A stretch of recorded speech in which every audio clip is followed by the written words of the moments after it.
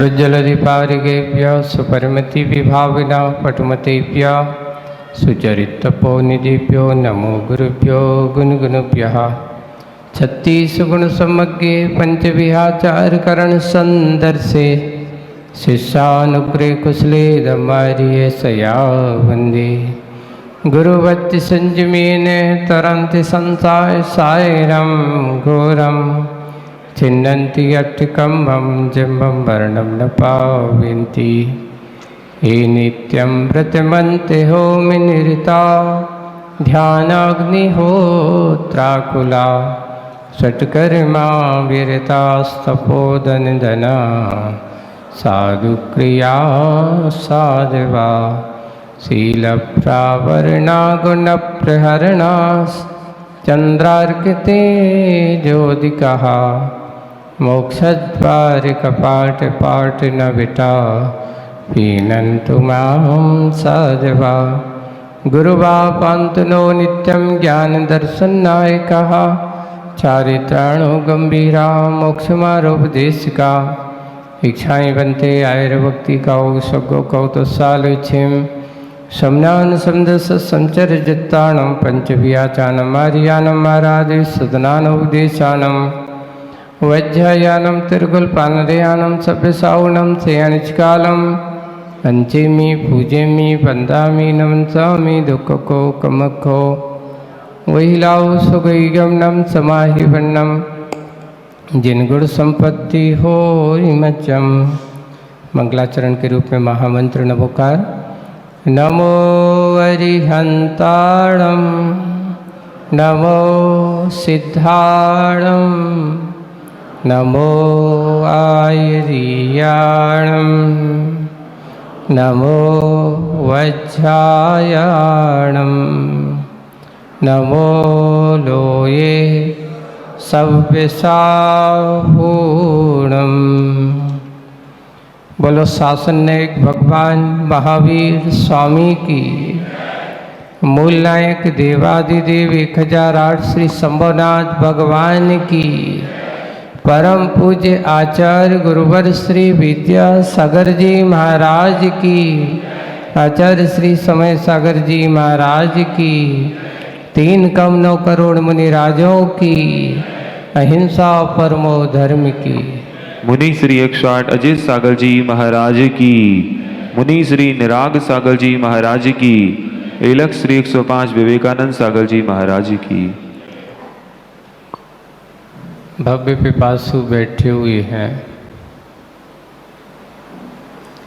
मन में जिज्ञासाएं सबके मन में हैं।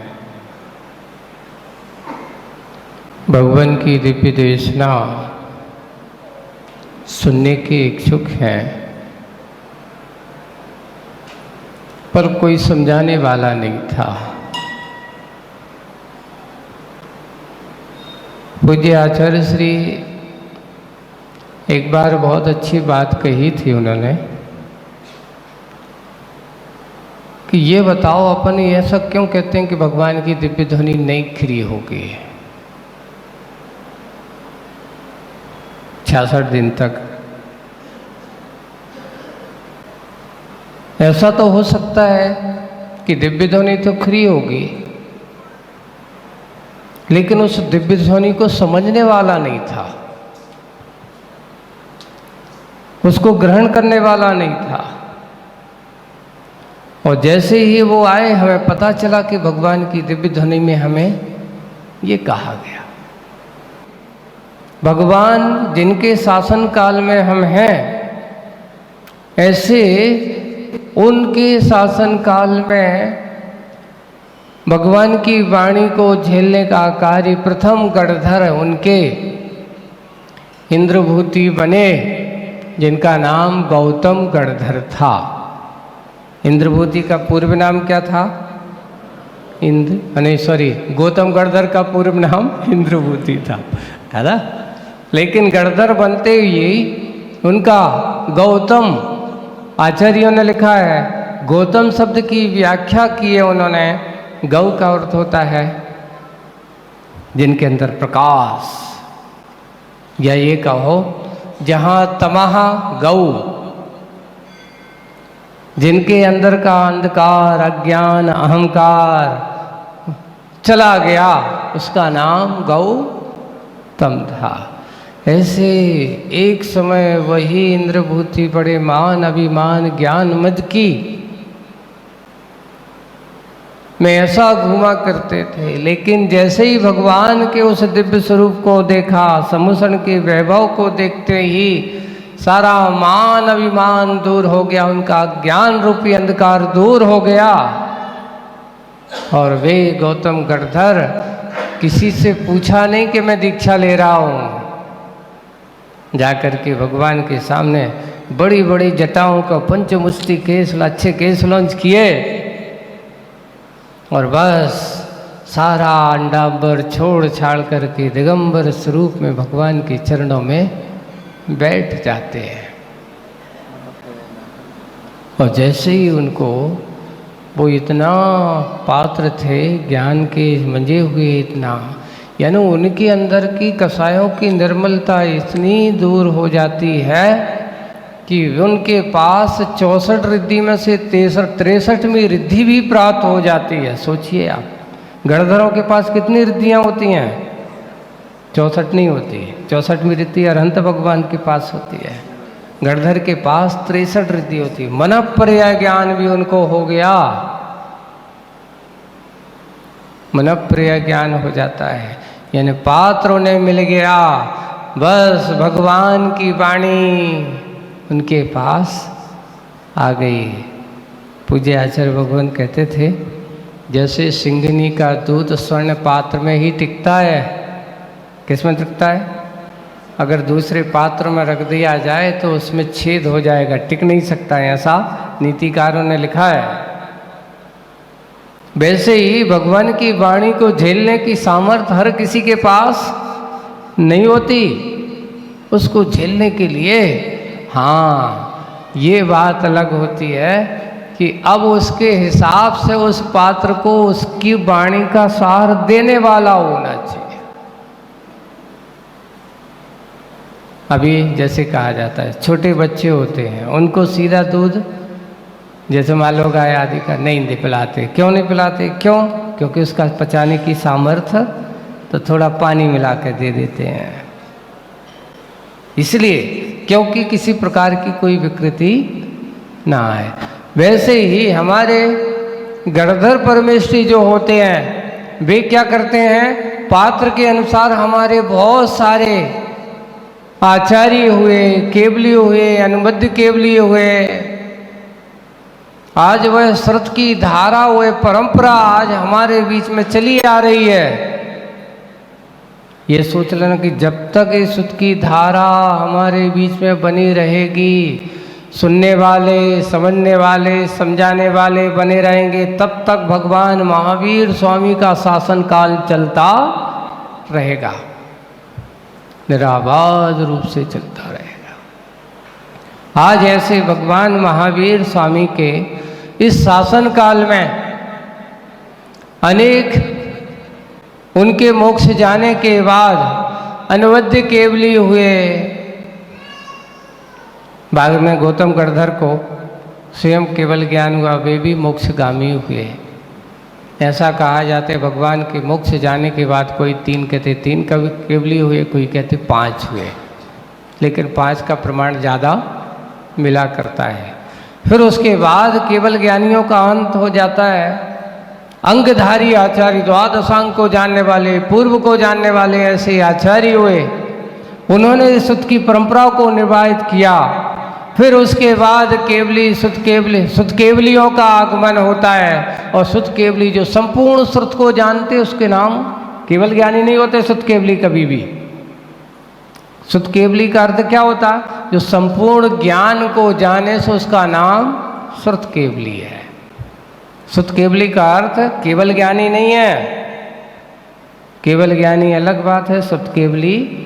और फिर उसके बाद शुद्ध केवलियों में धीरे धीरे धीरे धीरे कम होते चले जाते हैं। कोई 11 अंग के धारी होते हैं, कोई 10 अंग के धारी हुए, कोई पूरे पूर्व का जान ना जान करके धीरे धीरे ज्ञान को जानने वाले कम होते चले जाते हैं। और अंतिम पहले ज्ञान की धाराओं को किताबों में बांधा नहीं जाता था, एक दूसरों को श्रवण कर देते थे। मुनिराज बताते थे इतने पाठी लोग श्रावक थे कि उनकी बात को बहुत तत्काल याद कर लेते थे सुन करके ही। एक पाठी श्रावक, 2 बार सुनने वाले श्रावक, मुनि, ऐसा होता था।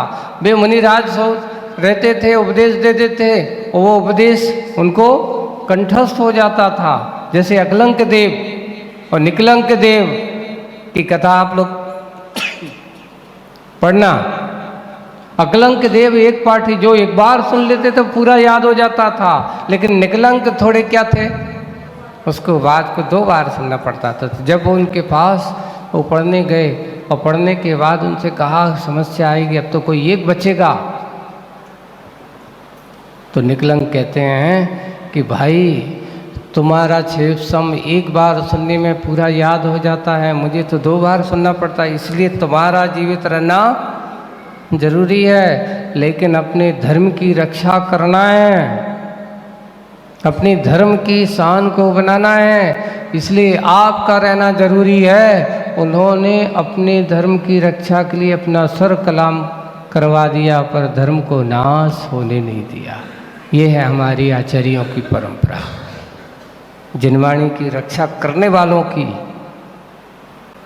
इसलिए बंधुओं, बहुत दुर्लभता से हमें जिनवाणी मिली हुई है।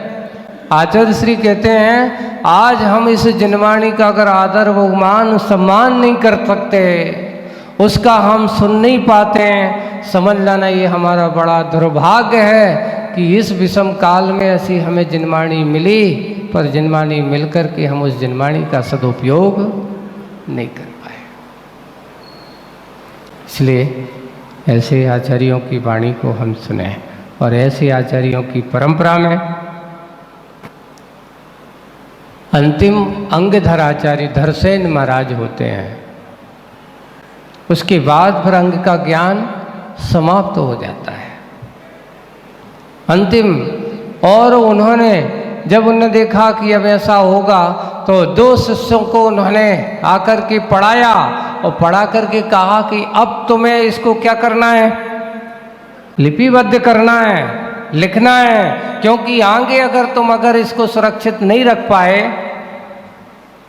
अगर जिनवाणी सुरक्षित नहीं रहेगी तो ये जानकारी भी नहीं रहे। आज उनने जो हमें दिया सूत्रों के रूप में, जो आज हमारे पास संकेत हैं, जो कुछ भी सारभूत है, वो सारा का सारा वहीं से मिलकर के सामने आया है।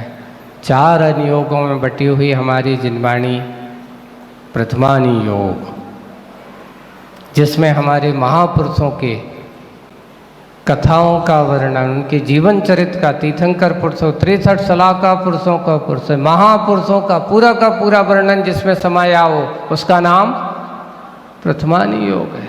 कर्णानी योग, कर्णानी को योग का अर्थ होता है कर्मिक सिद्धांत। अपने अंदर जैसा करोगे वैसा पाओगे।